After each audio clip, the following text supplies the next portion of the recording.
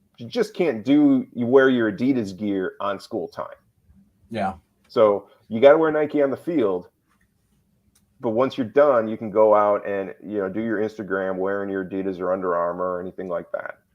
So that's an area, and that comes down to any, conflicts. If you're a Coke school, you can't do, you can't be out there doing Gatorade when you're on the sidelines, but you can do it off. So you have to find that clear line of demarcation between in school, what is on the clock and off the clock activities too. So one and more area where compliance has to monitor that. It sounds pretty confusing. But it's just a crazy world that we live in now. But and some of these things that have occurred, that we didn't really think about. Like I was always for the transfer portal. I didn't like how especially if a coach left and then you wanted to leave a school, you would have to get a waiver to play right away. I was like, if a coach leaves, these kids should be able to go somewhere. Or maybe they were sold a bill of goods and they got there and it was different. Oh, yeah. But I never really thought about how it's affecting the high school kids. We had Coach McDuffie from Carrollton Day School, which is a powerhouse down in the Tampa, Florida area. We had him on the show and he was like, we typically send 12 kids a year to D1 schools. And he's like, maybe 5 now because there's just not as many scholarships. I just want to know if you have any idea what can these high school kids do now?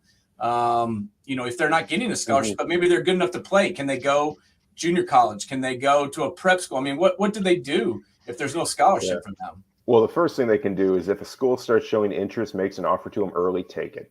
Yeah. Don't wait around. Because if an offer's there in August, it may not be there in October when it comes time to sign. Obviously, your high-level kids, your top 50, your top 100, football, your top 300, they're going to get signed. But that mid-major kid or the low-major kid may not. So take the offer.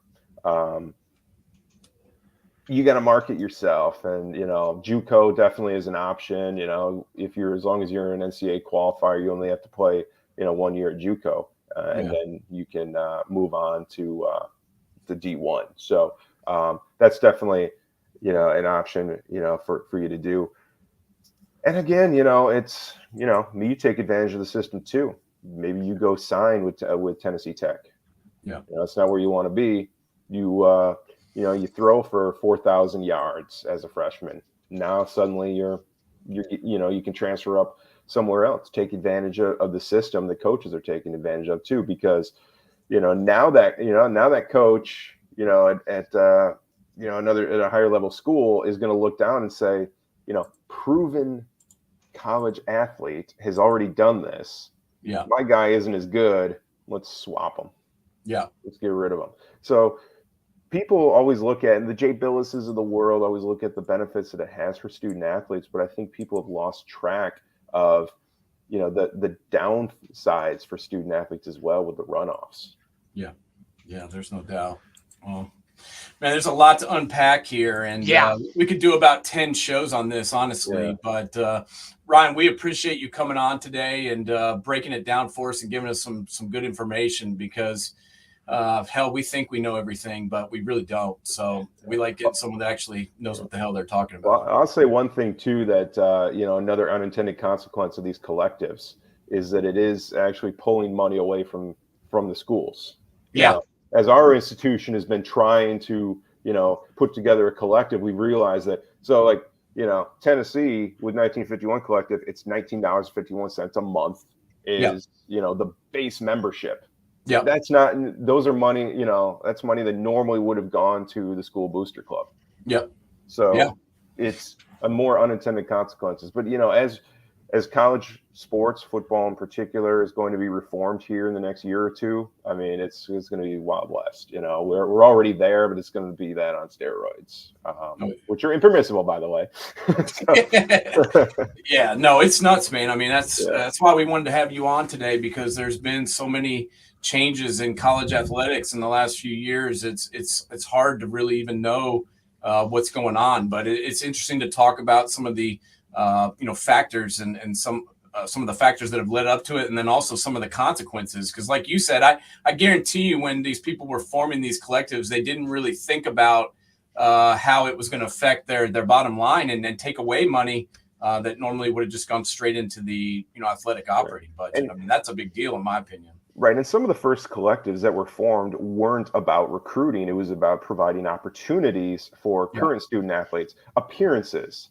Like Marquette, my alma mater, Ring Out of Hoya, their collective that was formed by some former basketball players is about hooking athletes up with nonprofit, to do appearances. You get $500 to go to Boys and Girls Club and sign autographs and shoot hoops with kids. That's what a lot of these collectives were started out, doing. Let's get some, let's get a business in and say, hey, put, an athlete's, face on an ad and they get $100 a month. It was never about, $3 million to get a kid to come to the school. But that's, where it went. Thank you, Jimbo Fisher. Yeah, no, I was all about this when I thought about, hey, these kids are finally going to get some of this money, because there's always the talk like, where's this money going to come from? Well, hell, you pay these coaches $10 million a year. There's plenty of money to give these kids. But now watching it go to these high school kids that have never played a down of football, it kind of seems like it's not being used as it was intended. So best or most recent best example of NIL that I've read, Kirby Smart mentioned that a kid got an NIL deal for his dad to be on dialysis. Yeah. So there's some positive things. That's pretty cool. Wow. That is a positive thing, an indictment on our healthcare system, but it is a positive thing. But can you imagine, it's like now you're a bidding war so you can keep dad alive. This is where we've gone, and dialysis, and I can tell you, my law school alma mater, back in the day, to get Larry Hughes moved his brother up the line on the heart transplant list. Yeah. Now a donor can just come in and do that. So, wow. That's crazy, man. Absolutely crazy. Now we're auctioning off organs. Yeah. No, well, I remember when Kirby said that, college kids shouldn't be making $10,000 a month. And now he just signed his new deal and he's making $900,000 a month. So I thought that would be his day salary. Yeah, no kidding. If anything ever happens with he and his wife, I will move in and marry that guy if he's making $900,000 a month. He could afford me. I when Saban came out and was critical of Jimbo, Alabama didn't have a collective at the time. Yeah, and Saban's one of those who he doesn't need it. No. There are coaches who don't need to go through this route. But when Saban gets involved and starts critical, that was actually a wink, wink, let's get this going. And now, when Jimbo fires back, Saban's just going to take it to a whole nother level. Yeah. No, it was interesting. I got to dig into a lot of the SEC media days this week, and it was can't miss TV. I can tell you that. These guys going back and forth on each other. It was pretty interesting, but we'll see what happens. I mean, kids are going to go to Bama whether they get money or not, and that's the thing with Ohio State. I mean, they do have a collective but they've been kind of using it to pay the kids that are there. I mean, they haven't really been reaching out and handing these kids money to come there, because a lot of kids want to go to Ohio State anyway. They want to play for a national championship. They want to play for a Big Ten title. They want to go to the NFL. And, going to Bama or going to Ohio State is a good way to do those things. Yeah. And, you saw any idea what OSU paid Quinn Devers, to go there, and is now sitting, down at Texas. And then when Arch Manning comes in, Devers will transfer somewhere else, the money that's, flowing there to get him. Well, yeah, that was an interesting situation. He had a $1.4 million deal that he couldn't take if he stayed there, and played high school football. Mm-hmm. And so he quit the team and graduated early, and then, moved to another state so he could get his money. So the state athletic associations are trying to catch up now too. Yeah. With when I speak at recruiting events, I need to tell them, check if your state allows you to get NIL deals. Yeah.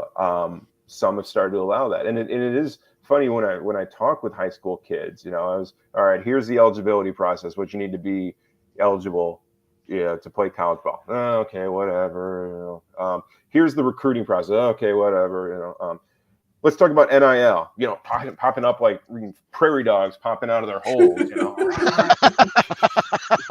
This is what we're here for. And the reality is that few people are actually going to get decent NIL deals. I think the average, and this includes the deals like the Cavenders and things like that, in throughout college sports is under $1,000 per person. Yeah. Everybody just sees the big deals where these guys get millions of dollars, but that's not the norm. So, but good for them, man. We've seen all these rich dudes putting money in their pockets for years. I'm glad to see at least now some of the kids are getting paid. I'm glad about it. So, and it keeps them in school. Yeah. They go out. We lost a kid. It wasn't. We have soccer players now, one of the biggest TikTokers in the world. And it's like tells our coach, well, they want me to sign an $800,000 deal to live in a TikTok house, or I can get my $15,000 a year scholarship. What am I going to do? The kid leaves with after only one semester of college. Now you're able to maybe continue doing that stuff. So they continue to get their educations, play college ball, because a lot of these people that are getting the big deals are not necessarily in the high profile sports where there's professional opportunities waiting. Gymnastics and women's volleyball are two of the biggest ones. There is very few professional opportunities. So, if a gymnast at LSU is raking in, $4 million, that's, she doesn't have $4 million waiting when she goes, to professional gymnastics, because there isn't that. So it is giving kids a lot of opportunities, but it's also causing a lot of headaches, in the high profile sports where, now, it's kids are getting poached. It's combined with the transfer portal, the movement, and having to figure out what is really going on. And, it's hurting the recruiting down the line. Our coaches aren't even out, on recruiting weekends all the time because 7 new players, you got some, LSU only had, one player left. Coaches now have to stay around to acclimate their whole new team every summer. So they're not out recruiting because they're just going to recruit off the transfer portal and, then use NIL. And, it's a whole new world. And the people that are involved, you get these businesses, you get, the car dealerships, so they can borrow a car. And one of the trickiest ones too is international kids. Some of the best players, Oscar Shibwe, couldn't take NIL. Kentucky found a very creative way to do it, though. He's no longer considered a student. He's now considered talent. He's on a talent visa. I gotcha. I tried that with one of my Australian players. Not good enough. Gotta be elite. Yeah. Well, that's just So now Oscar Shibwe can drive the Porsche like Ty Washington was.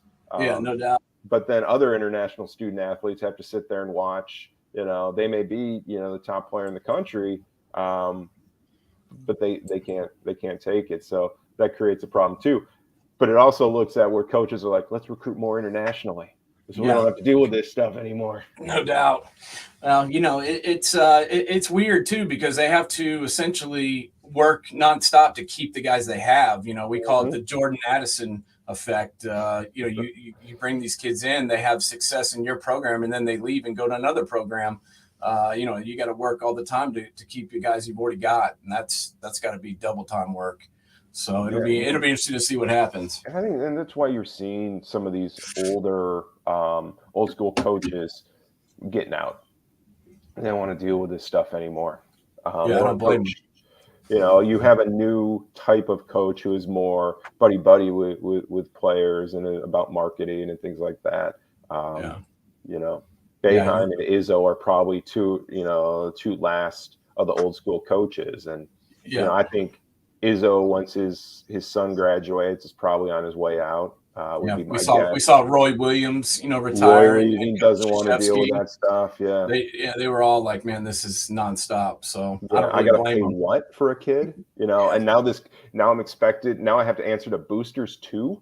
Yeah, no thanks. Yeah. All right. Well, awesome, man. We appreciate you so much for coming on and talking to us today, and hopefully we can have you on again sometime and talk some more. Yeah, well, we'll have some interesting reforms coming through. NCAA is changing. The next time I talk to you guys, it'll be who knows what conference will exist. Yeah, probably be two conferences at that point, and playing Notre Dame, playing against Alaska, for the title, because now the Big Ten conference now stretches from Jersey to LA, so it's pretty interesting. What kid didn't grow up in Big Ten country dreaming of playing against Rutgers? Yeah, what kid in Jersey doesn't grow up dreaming of playing for Rutgers? Well, it was pretty crazy when Rutgers and Maryland joined the conference. Everybody was like going crazy, and now UCLA and USC join in. And it's like no big deal. So everybody can go to the Rose Bowl. Yeah, I mean, no longer do you have to actually win the conference. You could just play in the Rose Bowl every other year. No doubt. I mean, the first Rose Bowl where you have UCLA against Oregon will be very interesting. I never thought about that, but that'd be. Well, what about Cal versus SC? I mean, I think you're giving Cal too much credit. Yeah, that would mean Cal would have to actually win a game post Jeff Tedford. So Cal would have to care. All right, Ryan. Hey, thanks again. Thanks, guys. Buddy. Have a good one. You bet. All right. Well, that was cool, man. I enjoyed speaking to someone who actually knew what they were talking about, and absolutely getting some more info on the new college athletic realm that we live in, the multiverse, as we call it. That's the big word going around these days from our Marvel dealings. But if Jeremy Pruitt's wife wants to drop off some McDonald's bag for me too as well, I'm more than happy to accept that McDonald's bag. Or if it's in a Happy Meal box, I'm cool with that. Hey, I'm guessing you'd be the same way. Hey, they obviously didn't know who the hell to give it to, so maybe they will deliver one at my house or your house, because they definitely didn't give it to the right players. He couldn't even keep his job, so But I just think it's hilarious how this guy was in trouble and is getting investigated, but now they're doing the same exact thing legally. And let's be honest, okay. This world, college football world, operates on wins and losses. If Jeremy Pruitt's 9-3 or 10-2, 11-1, hell, we never even hear about this. Exactly. They bury it. They brought it out in the open. The university did on its own because they wanted to get rid of him, and they didn't want to. They've already paid. They paid Derek Dooley buyout. They paid Butch Jones buyout. They paid, every brother under their son in the basketball program these huge buyouts. And they were getting embarrassed and getting taken financially by paying all these buyouts. And they're like, man, we don't want to pay Jeremy Pruitt's ass too. So they came up with, self-reported infarctions. So they didn't have to pay his $18 million buyout. So, it's the old ball coach, Ed Orgeron. He's getting paid $18 million to not coach. So, that's the other disgusting side of college football that we live in, where these guys get paid money to not coach. I wish someone would pay me to not work. I would take that money today. We're going to pay you, Nate, $40 million to not do this podcast anymore. I'd be like, sold. Deal. All right, man.